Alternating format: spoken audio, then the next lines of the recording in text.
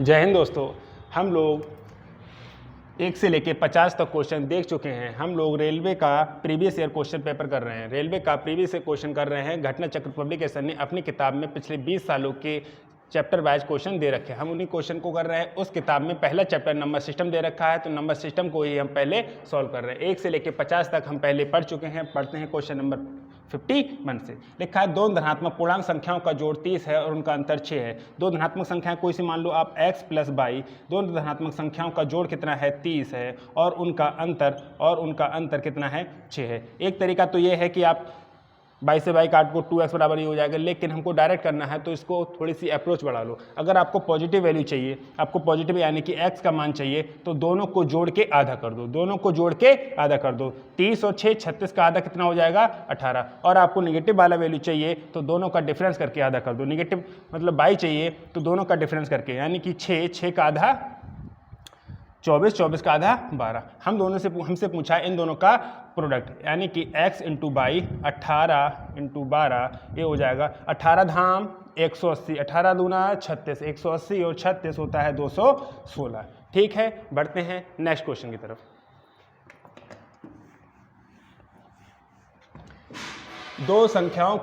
दो अंकों की संख्या में इकाई अंक दहाई अंक का 2 गुना है। दो अंकों की संख्या है जिसमें इकाई का अंक दहाई के अंक का 2 गुना है। इकाई का अंक दहाई के अंक का 2 गुना है। ठीक है, यदि अंकों को अदल बदल कर दिया जाए तो नई संख्या पुरानी संख्या से 27 अधिक होगी। यदि अंकों को अदल बदल कर दिया जाए तो नई संख्या पुरानी संख्या से 27 अधिक होगी। इकाई का अंक क्या दहाई के अंक का 2 गुना है? हाँ है। अगर अंकों को बदल दो यानी कि 42 कर दो तो नई संख्या, अंकों को बदलोगे 2 4 बदल के लिखोगे तो 4 2। कह रहा है कि नई संख्या पुरानी संख्या से 27 अधिक होगी। क्या नई संख्या पुरानी संख्या से 27 अधिक है? नहीं है, तो ये ऑप्शन नहीं हो सकता है। इकाई का अंक दहाई के अंक से 2 गुना होना चाहिए, लिखा है। हाँ, इकाई का अंक दहाई के अंक से 2 गुना है। कह रहा है इन संख्या को अदल बदल कर दिया जाए, अर्थात 36 का उल्टा क्या हो जाएगा 63। तो जो नई संख्या है वो पुरानी संख्या से 27 ज़्यादा होना चाहिए। क्या नई संख्या पुरानी संख्या से 27 ज़्यादा है? 36 और 27 होता है 63, अर्थात दो कंडीशन दे रखी थी, दोनों कंडीशन को ऑप्शन बी फुलफिल कर रहा है। तो इस ऑप्शन का करेक्ट होना इसकी मजबूरी है। हम अगले ऑप्शन चेक नहीं करेंगे। बढ़ते हैं नेक्स्ट क्वेश्चन की तरफ। जब किसी संख्या को 13 से गुणा करते हैं तो गुणनफल में सभी अंक 9 के होते हैं। ऐसी सबसे छोटी संख्या ज्ञात करो। तो सबसे छोटी संख्या देखना पड़ेगा। ये 77 है, 78 है, 76 है और 75 है। तो सबसे छोटी संख्या यही है। सबसे छोटी संख्या यही है। तो आप चेक करो, 13 तियां 39 के 9, हाथ से लगे 3, 13 दूना 26, 26 और हम 13 की मल्टीप्लाई कर रहे हैं ना। उन्होंने कहा 13 से गुणा किया जाए तो सभी अंक 9 9 9 के डिजिट में हमको मिले। तो गुणा करनी है। 13 तियां 39 के 9 हासिल 3, 13 दूना 26 और 3 29, 29 का 9 हाथ से लगे 2, 13 नेमा 117, 117 और 2 119, 119 का 9 हाथ से लगे 11, 13 पंजे 65, 65 और 11, 65 और 11 76 हो जाएंगे। ये नहीं आया। अब हमने देखा कि यहाँ तक तो आ रहा है, इसके अगले डिजिट नहीं आ रहा। और हमें एक चीज़ साफ साफ दिख रही है कि 923, 923, 923 हर जगह है। तो 923 की 13 से गुणा करेंगे तो सब में आना ही आना है। ठीक है, लेकिन हमको पता चला कि हम यहाँ पे गुणा कर रहे थे 13 ने में 117 और 2 119, तो कैरी कितना आ रहा था 11। ये 9 लिखने के बाद कैरी कितना आ रहा था 11। तो इससे बड़ा नंबर देखोगे, इससे बड़ा नंबर कौन सा है? ये। हमने देखा कि इसको गुणा करने के बाद 9 9 तो आए थे और कैरी आया था 11। तो 13 छक 78, 78 और 11 89, 89 का 9 हाथ से लगे 8, 13 सत्ते 91 और 8 99। एक तरीका तो ये हो गया, क्योंकि आपको यहाँ से 923 में 13 की दोबारा मल्टीप्लाई करने की आवश्यकता नहीं पड़ी।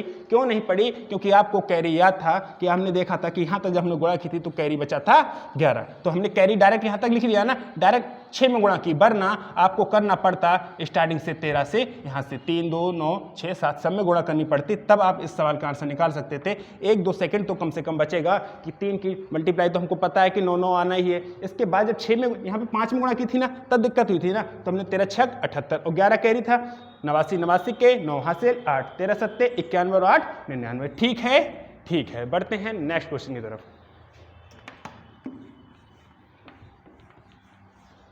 एक विद्यार्थी ने जितने प्रश्न सही किए उससे 3 गुना प्रश्न गलत किए। यदि उसने कुल 76 प्रश्न हल किए तो उसने कितने प्रश्न सही किए? एक बात बताना, अगर सही 18 किए होंगे तो गलत 54 किए होंगे, क्योंकि 3 गुना उसने गलत किए। क्या इन दोनों को जोड़ के 76 होता है? 18 54 को जोड़ के 76 होता है, नहीं होता है, तो ये ऑप्शन नहीं हो सकता। अगर 17 सही किए हैं तो 3 गुना अर्थात 51 उसने गलत किए होंगे। इन दोनों को जोड़ के 76 होना चाहिए, क्या इन दोनों को जोड़ के 76 आता है? नहीं आता है, तो ये ऑप्शन नहीं हो सकता। अगर उसने 19 सही किए हैं तो 57 गलत किए होंगे, क्या इन दोनों को जोड़ के 76 आता है? हाँ, इन दोनों को जोड़ के 76 आता है। जो कंडीशन दे रखी थी वो condition A option C fulfil कर रहा है, तो इस ऑप्शन का करेक्ट होना इसकी मजबूरी है। बढ़ते हैं नेक्स्ट क्वेश्चन की तरफ। दो संख्याओं में बड़ी संख्या के दोगुने में से 20 घटाने पर दूसरी संख्या प्राप्त होती है। इस सवाल को आप इतना ही पढ़ो, इस सवाल को आप इतना ही पढ़ो, इतना सवाल को छोड़ दो, आप सवाल का आंसर निकाल सकते हो, आप सवाल का आंसर निकाल सकते हो। उन्होंने कहा दोनों संख्याएं क्या है, तो दोनों संख्याएं इन्हीं ऑप्शन से तो होंगी। ठीक है, पहला ऑप्शन चेक करते हैं। उन्होंने कहा दो संख्याओं में बड़ी संख्या के दोगुने में से 20 घटाने पर, बड़ी संख्या दोगुना 20 का दोगुना 40, बड़ी संख्या के दो गुने में से 20 घटाने पर छोटी संख्या अर्थात 15 प्राप्त होनी चाहिए। क्या 20 दूनी 40 में से 20 निकालते 15 होता है? नहीं होता है। इसका दो गुना 50, 50 में से 20 निकाला बचा 30, कह रहा है 10 बचना चाहिए, नहीं हो सकता है। ठीक है, इसको देखिए, अगर बड़ी संख्या 15, 15 का डबल 30, कह रहा है दो संख्या बड़ी संख्या के दोगुने, 15 का डबल 30, 30 में से क्या 20 घटाने पर हमको ये संख्या छोटी संख्या प्राप्त हो रही है? हाँ, हो रही है। जितनी कंडीशन दे रखी थी वो सारी कंडीशन को ऑप्शन सी फुलफिल कर रहा है, तो इस ऑप्शन का करेक्ट होना इसकी मजबूरी है। बढ़ते हैं नेक्स्ट क्वेश्चन की तरफ।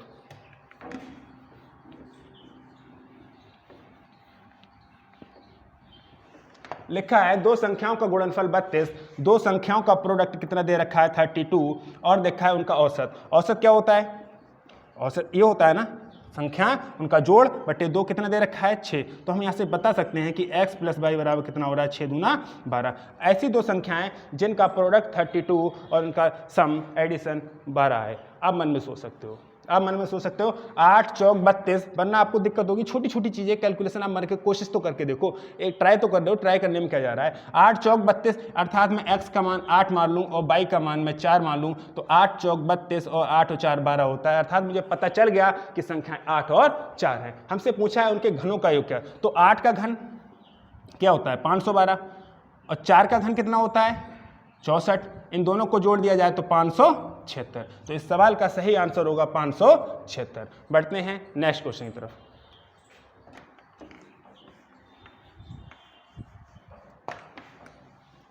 दो अंकों की संख्या के अंकों का योग कितना है 7। यदि अंकों को पलट दिया जाता है तो नई संख्या में 3 जोड़ने पर मूल संख्या की 4 गुनी होती है। अंकों को पलट दो, इनको पलट दोगे तो 43 कह रहा है। दो अंकों की संख्या के अंकों का योग 7 है। क्या अंकों का योग 7 है? हाँ है। आगे बढ़ते हैं। यदि अंकों को पलट दिया जाए, अंकों को पलट दिया जाए तो नई संख्या में 3 जोड़ने पर कितना हो गया 46 हो गया ना। नई संख्या में 3 जोड़ने पर मूल संख्या की 4 गुनी।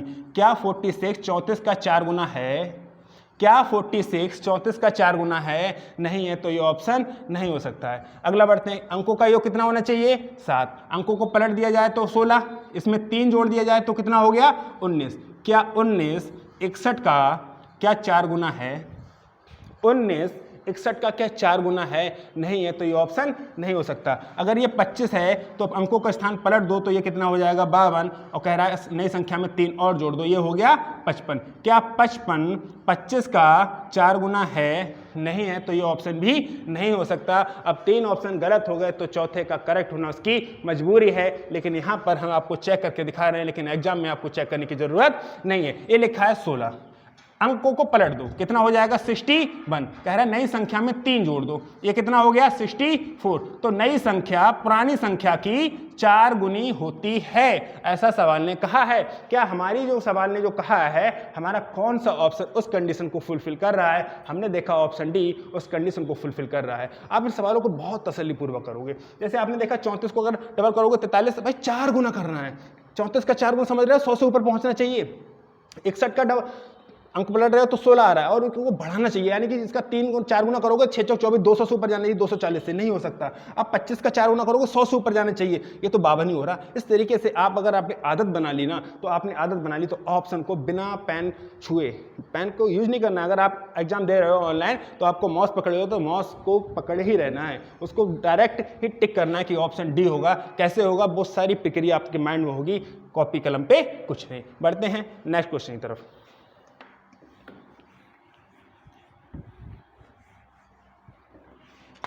किसी संख्या के 4/3 के 2/3 का मान, कोई संख्या x के 4/3 के 2/3 का मान कितना दे रखा है 80, 4 दूना 8 धाम 80, 3 तिया 9, तो x का मान कितना आ गया 90। वो संख्या कौन सी होगी 90, ऑप्शन सी। बढ़ते हैं नेक्स्ट। संख्याओं की एक श्रृंखला में अगली संख्या अपनी पूर्ववर्ती संख्या की 3 गुनी घटाव 1 होती है, अर्थात पहली संख्या अगर x है तो दूसरी संख्या 3x माइनस 1 होगी, ऐसा कहा है। संख्याओं की एक श्रृंखला में अगली संख्या अपनी पूर्ववर्ती संख्या की 3 गुनी घटाव 1 होती है, मतलब 3 से गुणा करके 1 घटा दो, ऐसे होती है। यदि श्रृंखला की प्रथम 2 संख्याएं 2 और 5 हैं, प्रथम 2 श्रृंखलाएं, पहली संख्या 2 और दूसरी संख्या 5 है, तो चौथी संख्या, ये तो पहली संख्या है, ये दूसरी संख्या है और तीसरी चौथी पूछा है, तो ये 5 कैसे आया होगा 2 गुणे 3 माइनस 1 करके आया होगा, क्योंकि हमने क्या देखा था अगर संख्या x है तो उसके 3 घटाव माइनस 1 होना चाहिए। तो पहली संख्या अगर 2 है तो दूसरी संख्या 2 तिया माइनस 1, तो तीसरी संख्या कैसे आएगी 5 तिया 15 माइनस 1 अर्थात 14। तो चौथी संख्या क्या आएगी 14 तिया 42 माइनस 1 अर्थात 41। तो इस सवाल का आंसर होगा 41। बढ़ते हैं नेक्स्ट।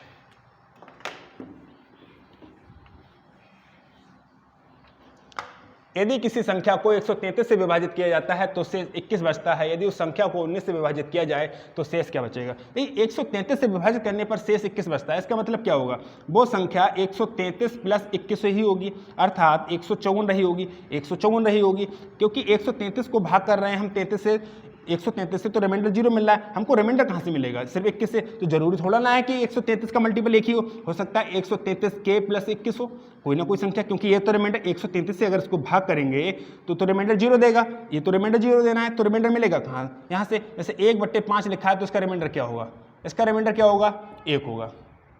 3/7 लिखा है, इसका रिमाइंडर क्या होगा, रिमाइंडर 7 होगा, सॉरी 3 होगा। अब 10/7 लिखा है तो इसका रिमाइंडर कितना होगा, इसका भी रिमाइंडर 3 होगा। कैसे होगा 7 एकम 7 बचा 3, और जब 3 में भागी नहीं आ रही तो वही 3 ही रिमाइंडर होगा। ठीक है, इस तरीके से रिमाइंडर निकाला जाता है। अब हमें पता है कि संख्या क्या रही होगी 133 के प्लस 21/133। उन्होंने कहा यदि उस संख्या को 19 से विभाजित किया जाए, अर्थात वो कह रहा है 133 से विभाजित ना करके 19 से विभाजित कर दो तो शेष क्या बचेगा। हमें पता है कि 19 सत्ते 133 होता है, तो ये तो रिमाइंडर 0 देगा, तो रिमाइंडर निकलेगा कहाँ से, मात्र 21/19 से, अर्थात रिमाइंडर मिलेगा हमको 2। तो अगली बार इतना सब कुछ करने की जरूरत है बिल्कुल नहीं, अगली बार आपको पता होना चाहिए यदि किसी संख्या को 133 से विभाजित कर रहा है तो शेष कुछ ही बच रहा है, तो ये संख्या इस संख्या से, ये संख्या 133 19 से डिविजिबल होनी चाहिए। यहाँ पर सवाल की जरूरत नहीं है, लेकिन बाई चांस कहीं पर कोई क्वेश्चन आ रहा है कि यहाँ पर ऐसा कोई नंबर दे रखा है जो 19 से डिविजिबल नहीं है, तो इस सवाल का आंसर आप नहीं निकाल सकते। इस सवाल का आंसर आप तभी निकाल सकते हो कि जब ये नंबर इस संख्या से डिविजिबल हो। ठीक है, तो अगली बार अगर सवाल आ रहा है तो आप क्या करेंगे, डायरेक्ट 21 को 19 से भाग करेंगे और साफ साफ कहेंगे कि भाई साहब रिमाइंडर आएगा 2 और ऑप्शन बी में ये आंसर दे रखा है। बढ़ते हैं नेक्स्ट क्वेश्चन की तरफ।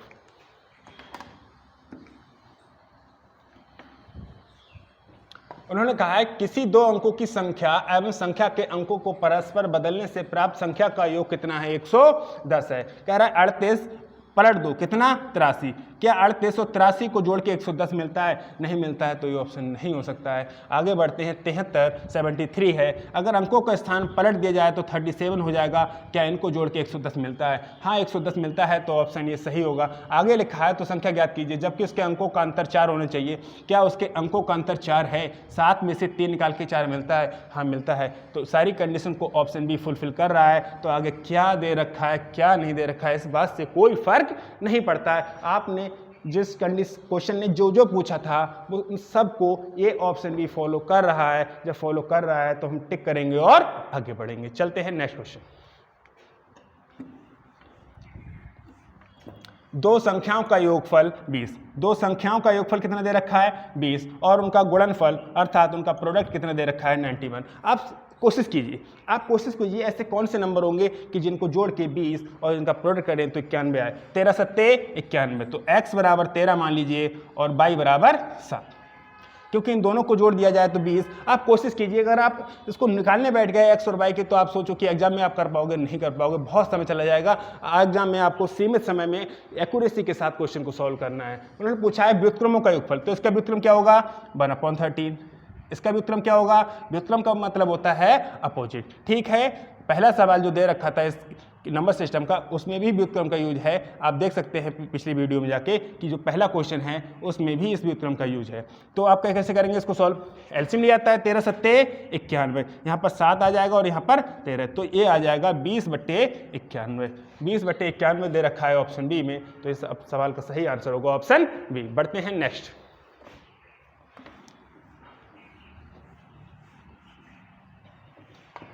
एक 3 अंकों की संख्या के अंकों का योग कितना है 14 है। ठीक है, यदि दहाई इकाई से दोगुना है, जो दहाई है वो इकाई से दोगुना है, क्या दहाई इकाई से दोगुना है, क्या दहाई इकाई से दोगुना है, नहीं है। बढ़ते हैं आगे, कह रहा है संख्या के अंकों का योग 14 है। भाई साहब इन दोनों को जोड़ दिया है, 4 और 2 6 और 1 7 है। कह रहा है अंकों का योग 14 होना चाहिए, अंकों का योग ही 7 है, तो आगे हम क्या चेक करें। कह रहा है अंकों का योग 14 होना चाहिए। ठीक है, 8 और 4 12 और 2 14 है। क्या इकाई दहाई का अंक इकाई के अंक का दोगुना है, क्या 8 2 का दोगुना होता है, नहीं होता है। जब 3 ऑप्शन गलत हो गए तो चौथे की मजबूरी हो गई, लेकिन यहाँ पर हम सॉल्व करेंगे, एग्जाम में सॉल्व नहीं करेंगे। जब 3 गलत हो गए तो चौथे को टिक लगाएंगे और आगे बढ़ेंगे। उन्होंने कहा अंकों का योग 14 होना चाहिए, 8 और 4 12 और 2 14 है, अंकों का योग 14 है। उन्होंने कहा दहाई का अंक इकाई के अंक का दोगुना होना चाहिए, क्या 4 2 का दोगुना होता है, हाँ होता है। आगे बढ़ते हैं, तथा इकाई सैकड़े की चौथाई होनी चाहिए। जो इकाई है, ये नंबर लिखा ना 842, दहाई इकाई का दोगुना है, क्या दहाई इकाई का दोगुना है, ठीक है। और जो सैकड़ा है लिखा है, तथा इकाई सैकड़ा की 1/4, क्या 8 का 1/4 2 होता है, हाँ होता है। जब सारी कंडीशन को फुलफिल ऑप्शन डी कर रहा है तो इस सवाल का सही आंसर होगा ऑप्शन डी। बढ़ते हैं नेक्स्ट।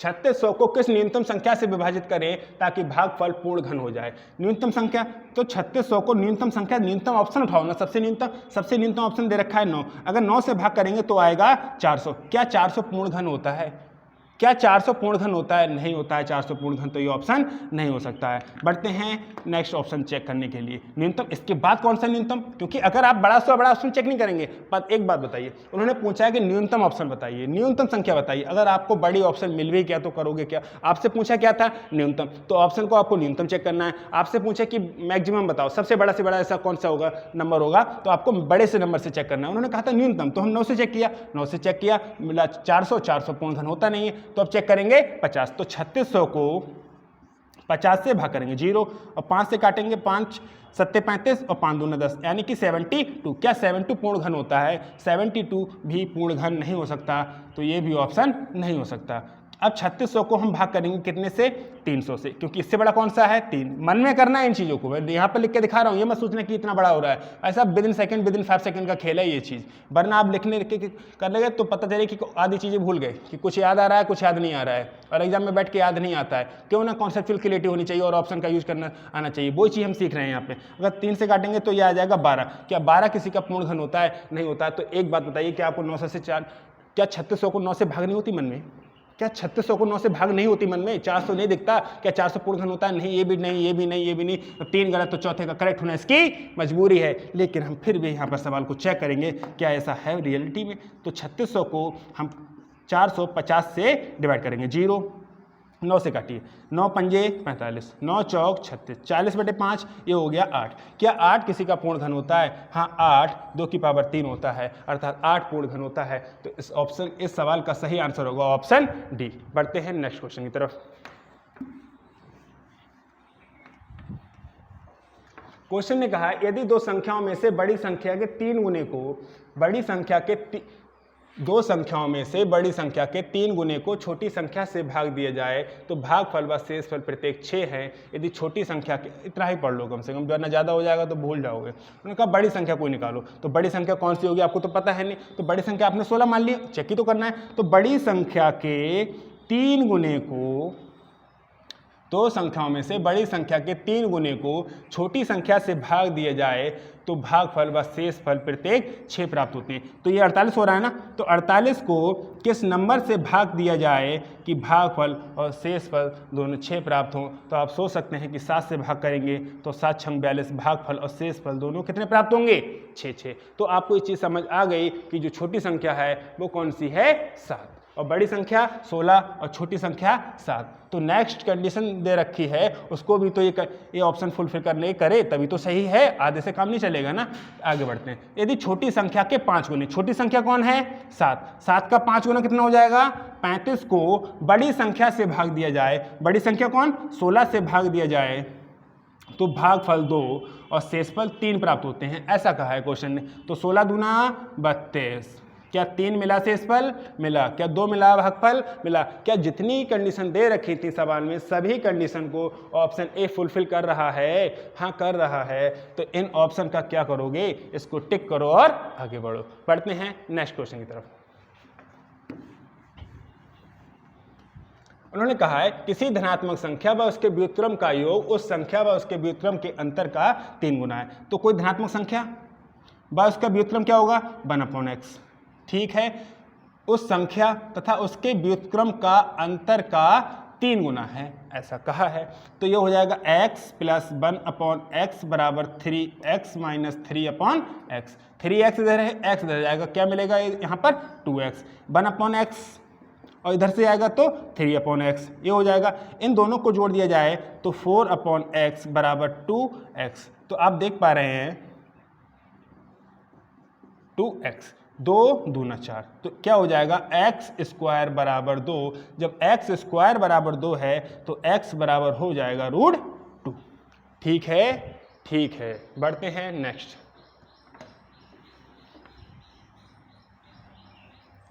लिखा है यदि किसी संख्या में 2 सही 1/2 जोड़ा जाए, योग को 4 सही 1/4 से गुणा करके 3 जोड़ा जाए, फल को 1 सही 1/5 से भाग दिया जाए तो स्थिरांक यानी कि इसका जो मान है वो 25 हो जाता है। तो संख्या ज्ञात करो। आपको नहीं पता संख्या तो आपने कहा कोई ना कोई संख्या x होगी या k मान लो, कोई भी संख्या आप मान सकते हो। संख्या में कितना जोड़ा जाता है, 2 सही 1/2 का मान होता है 5/2 जोड़ा जाता है।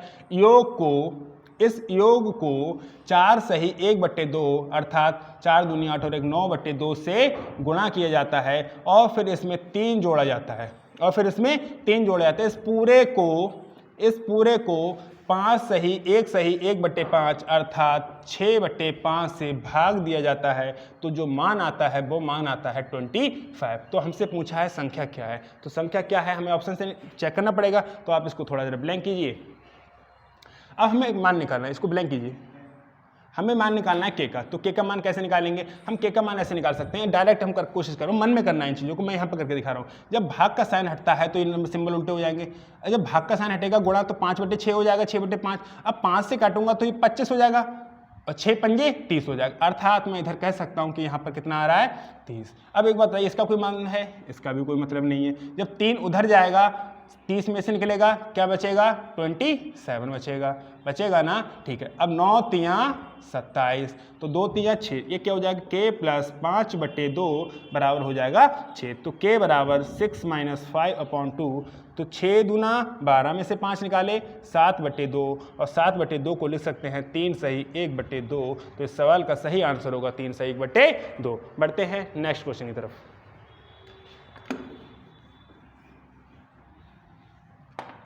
तीन संख्याओं का योग 140 है। पहली संख्या दूसरी संख्या की 2 गुनी, तीसरी संख्या की 4 गुनी है। सबसे बड़ी संख्या क्या होगी। 3 संख्याएं हैं, 3 संख्या मान ली। पहली संख्या दूसरी संख्या की 2 गुनी तथा तीसरी संख्या की 4 गुनी। जो पहली संख्या है वो किसी न किसी की 4 गुनी भी है तो उसको 4 यूनिट मान लो। दूसरी संख्या की 2 गुनी, अरे 2 यूनिट होगा तभी तो 4 यूनिट होगा, और तीसरी संख्या की 4 गुनी, तो ये कौन सा होगा 1 यूनिट। इन सबका योग कितना दे रखा है 140। अगर हम जोड़ दे जाएं 4 और 2 6 और 1 7 यूनिट, और 7 यूनिट की वैल्यू दे रखी है 140, तो हम कह सकते हैं यूनिट का मान आएगा 20। अब पूछा है कि सबसे बड़ी संख्या, तो सबसे बड़ी संख्या आपको कौन सी दिख रही है 4 यूनिट वाली, और 4 यूनिट का मान दे रखा है 20, तो 40 दूनी 80। इस सवाल का सही आंसर होगा 80, जो दे रखा है ऑप्शन डी में। बढ़ते हैं नेक्स्ट क्वेश्चन की तरफ। एक संख्या को क्रम से 2, 3 तथा 7 अंक से विभाजित करने पर क्रम से 1, 1 तथा 6 शेष रहता है। संख्या को 42 से विभाजित करने पर शेष क्या होगा? अब इस सवाल को थोड़ा सा सोच सकते हैं कि इसको हमें करना कैसे है। इस सवाल के लिए सक्सेसिव डिवाइड करना है तो कैसे करेंगे? कितने से भाग करना है? 2, 3 और 7 से भाग करने पर 1, 1 और 6 शेषफल बचता है, तो संख्या को 42 संख्या निकालनी है। तो आप एक काम कीजिए कि आपने जब 7 से भाग किया होगा, जैसे मैं कहूँ कि 7 से किसी नंबर को भाग करो, 7 से किसी नंबर को भाग करो कि 6 शेषफल बचे, तो आप कहोगे कि सब कम से कम एक बार तो दोगे, तो कम से कम कितना होगा? 7 एकम 7 और 6 13। ऐसे तो होगा क्योंकि 7 एकम 7 करोगे तभी तो 6 बचेगा। तो ऐसे यहाँ पर हम सोच सकते हैं कि कम से कम आपने एक बार तो भाग किया होगा, तो 7 एकम 7 और 6 13। कैसे आया? 7 एकम 7 प्लस 6 बराबर 13। यहाँ पर 13 आ गया। ठीक है, अब ये नंबर लाना है तो 13 3 39, 3 से कर लो, 3 गुणे 13 प्लस 1, 13 3 39 और 1 40। यहाँ पर कितना आ जाएगा? 40। अब 2 80 और 1 81, 2 गुणे 40 प्लस 1 बराबर कितना हो गया? 81। 40 दूनी 80 और 1 81। अर्थात आपको पता चल गया कि वो नंबर कौन सा है? 81, जिसको 42 से भाग किया जाए, जिसको 42 से भाग किया जाए तो 42 एकम 42 बचेगा 39। तो शेषफल क्या बचेगा? 39। तो इस सवाल का आंसर बता सकते हैं जो होगा ऑप्शन डी में। बढ़ते हैं नेक्स्ट क्वेश्चन की तरफ।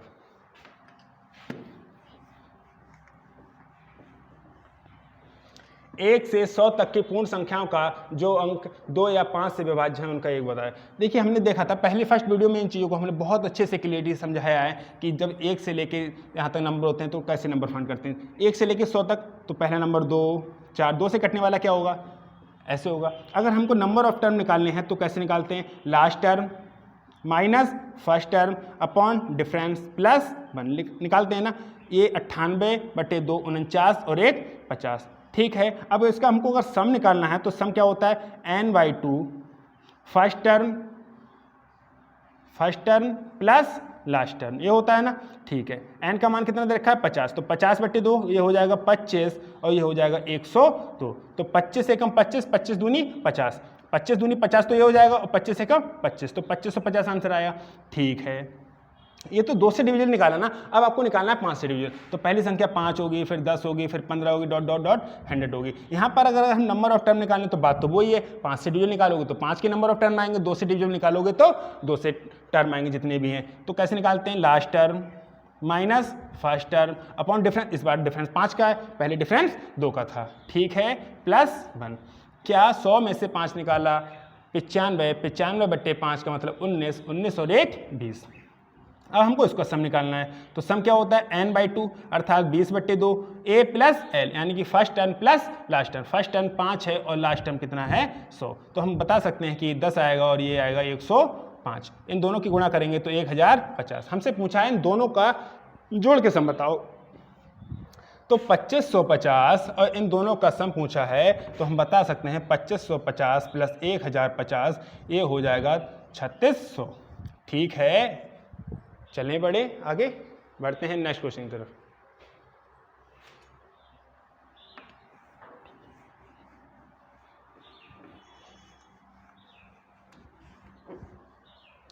लिखा है 77 7 कितनी 6 बार लिखा है। कितने से भाग करना है? 11 से। अब मन में कर सकते थे लेकिन यहाँ पर मैं दिखा रहा हूँ। 11 सत्ते 77, ये तो कट गए ना, ये 7 उतार लिया, ये तो हमारा हक है। अब तो हक नहीं है ना दूसरे को, तो क्या करना पड़ेगा? 0 बढ़ाना पड़ेगा और इस 7 को उतारना पड़ेगा। फिर 11 सत्ते 77, ये भी कुछ नहीं बचा यहाँ पर। अब 7 तो उतारना हमारा हक है लेकिन इस 7 को उतारना हमारा हक नहीं है, तो ये 7 कैसे उतरेगा? 0 बढ़ाया और इस 7 को भी हमने उतार लिया, तो 11 सत्ते 77 हो जाएगा। तो हमसे पूछा था कि भागफल क्या होगा, तो भागफल होगा 70707। बढ़ते हैं नेक्स्ट क्वेश्चन की तरफ। निम्नलिखित संख्याओं में कौन सी भाज्य संख्या है? भाज्य संख्या वो होती है जिसके फैक्टर 2 से ज़्यादा हो, अर्थात वो 1 और स्वयं के अलावा अन्य किसी नंबर से भी कटे तो वो भाज्य संख्या होती है। अभाज्य संख्याएं वो होती हैं जिनके सिर्फ 2 फैक्टर हों, एक खुद और बन और खुद के अलावा किसी नंबर से ना कटे वो संख्या होती हैं अभाज्य संख्याएं। और भाज्य संख्या होती हैं जो बन और अपने के अलावा अन्य नंबरों से भी कटे, वो होती हैं भाज्य संख्याएं। तो क्या 91 के फैक्टर होते हैं? हाँ, 13 सत्ते 91 होता है, 13 7 तो हो गए, 91 भी हो गया और 1 भी हो गया, तो इसके कई सारे फैक्टर हो गए, तो हमको ऑप्शन ए में ही मिल गया। तो आगे हम चेक करके क्या करें, आगे चेक करने की जरूरत नहीं है, आप टिक करो और आगे बढ़ो, क्योंकि आपके पास इतना समय नहीं है कि आप सभी ऑप्शन को चेक करने बैठो। आपका मेन फोकस होना चाहिए कि जो कंडीशन दे रखी है क्या वो ऑप्शन उस कंडीशन को फुलफिल कर रहा है। अगर वो ऑप्शन उस कंडीशन को फुलफिल कर रहा है तो इधर उधर भटकने की जरूरत नहीं है, सीधा टिक करो और आगे बढ़ो। निम्नलिखित में से कौन सी संख्या संयुक्त संख्या नहीं है? संयुक्त संख्या नहीं है मतलब अभाज्य संख्या है, तो अभाज्य संख्या है तो अभाज्य संख्या हमको पता होनी चाहिए किसी नंबर से कट रही है या नहीं कट रही है। अगर कोई नंबर एक हो सकता है ये 1 और 943 से ही कटे, तो इसके लिए आप क्या, अगर आपका टेबल याद नहीं है, आपको कैलकुलेशन आपकी बहुत पुअर है, तो आप सोचें इन सवालों को कर पाओगे नहीं कर पाओगे, इससे बेटर है इस सवालों को लीव करना। क्योंकि अगर आपको ये पता है कि 943, क्योंकि ये 9 4 13 और 3 16, ये संख्या 3 से भी नहीं कट रही है, संख्या किससे कटेगी, ये किसी न किसी प्राइम नंबर से कटेगी। आपको प्राइम नंबर के पहाड़े याद होनी चाहिए और कैलकुलेशन बहुत तेज होनी चाहिए, तो आप कर पाएंगे, वरना आप नहीं कर पाएंगे। लेकिन मैं इसको बता रहा हूँ कि ये संख्या 1 से भी कटेगी, 23 से भी कटेगी, 943 से भी कटेगी, ठीक है। ये संख्या 1 से भी कटेगी, 17 से भी कटेगी और 323 से भी कटेगी। आपको याद हो, पता है ना, 23 से 17 से कट रही है, ये संख्या भी 23 से कट जाएगी। 1 से और 717 से तो कटना ही कटना है, साथ में ये 23 से भी कट रही है। लेकिन ये संख्या 409 कि कोई फैक्टर नहीं होंगे, ये 1 और 409 के अलावा किसी नंबर से नहीं कटेगी, अर्थात संयुक्त संख्या नहीं है, इसका मतलब अभाज्य संख्या है। संयुक्त संख्या नहीं है, इसका मतलब अभाज्य संख्या है। तो अभाज्य संख्या कौन सी होती है? 409। कंपोजिट नंबर नहीं है तो क्या होगा? प्राइम नंबर होगा, या तो प्राइम होगा या कंपोजिट होगा। जब कंपोजिट नहीं है तो प्राइम होगा। तो हमसे पूछा है कि प्राइम नंबर कौन सा है, तो प्राइम नंबर है 409, क्योंकि ये इसके कोई फैक्टर नहीं है, ये सिर्फ 2 फैक्टर हैं, 1 और 409। बढ़ते हैं नेक्स्ट क्वेश्चन की तरफ।